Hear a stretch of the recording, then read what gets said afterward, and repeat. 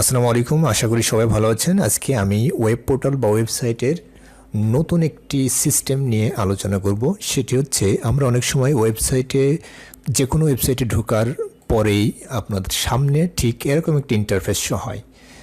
কোনো একটি ছবি বা কোনো একটি লেখা আপনাদের সামনে শো হয়। তো এইটি আপনারা কিভাবে সেট করব?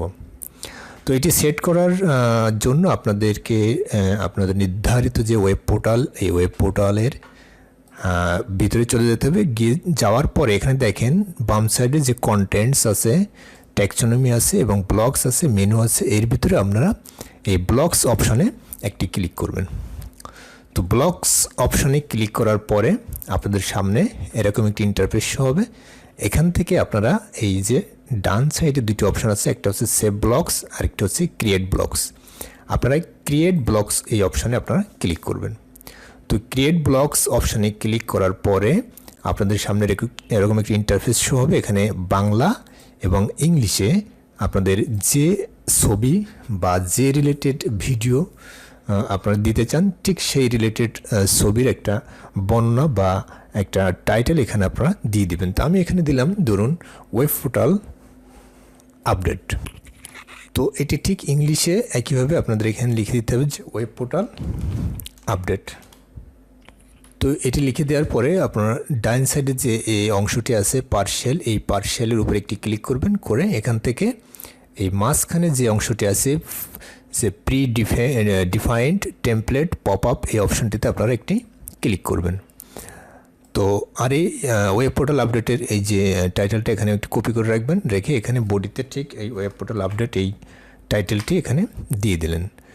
দেওয়ার পরে আপনারা যে ছবিটা আপনাদের ওয়েবসাইট বা ওয়েব পোর্টালের সামনে শো করাতে চাচ্ছেন, ঠিক সেই ছবি বা সেই ইমেজটা পিএনজি অথবা জেপিজি ফাইলে আপনারা পূর্ব থেকেই সেভ করে রাখবেন। এরপরে আপনারা এখান থেকে এই যে অপশনটি আছে, এখানে অনেকগুলো অপশন আছে, এখান থেকে আপনারা এই অপশনটিতে ক্লিক করে আপনারা যেখানে ওই ছবিটি আছে আপনার ডেস্কটপ বা কম্পিউটারের ওইখান থেকে ওই ডাউনলোড বা অপশন বা ডেস্কটপ বা কম্পিউটার যে ফোল্ডারে বা যে ফাইলে আছে আপনার ওই ছবিটি, ওখান থেকে আপনি ছবিটি ইনসার্ট করে এখানে এই যে ওপেন করে দিবেন। দেখেন এখানে আমার ছবিটি ওপেন হয়ে গেছে। এরপরে রিজিয়ন এখানে কোথায় আপনারা দিতে যাচ্ছেন, এখানে টপ, লেফট, রাইট, ফুটার যে কোনো একটি আপনারা সিলেক্ট করে দিতে পারেন। তো আমি এখান থেকে ফুটারে দিলাম। তো এখান থেকে আপনারা একটি কালার চুজ করে দিতে পারেন। তো আমি এখানে লাল কালারটি সিলেক্ট করে দিলাম, যে শো টাইটেলটি শো করবে, এবং এখান থেকে একটি কালার দিয়ে দিলেন। এখান থেকে হয়তো আপনারা নীল কালার দিলাম আমি। দেন এখানে এই যে ক্রিয়েট অপশানে ক্লিক করার পরে আপনাদের যে ছবি বা যে ইমেজটা আপনারা শো করাতে চাচ্ছেন সেটি সাকসেসফুল এখানে শো করবে। দেখেন এখানে আমি একটু রিফ্রেশ দিয়ে দেখেন আমার যে ছবিটি বা যে ইমেজটি আমি শো করাতে যাচ্ছি সেটি আপনার ওয়েব পোর্টাল বা ওয়েবসাইটে ঢোকার পূর্ব মুহূর্তেই আমার সামনে এখানে শো করবে।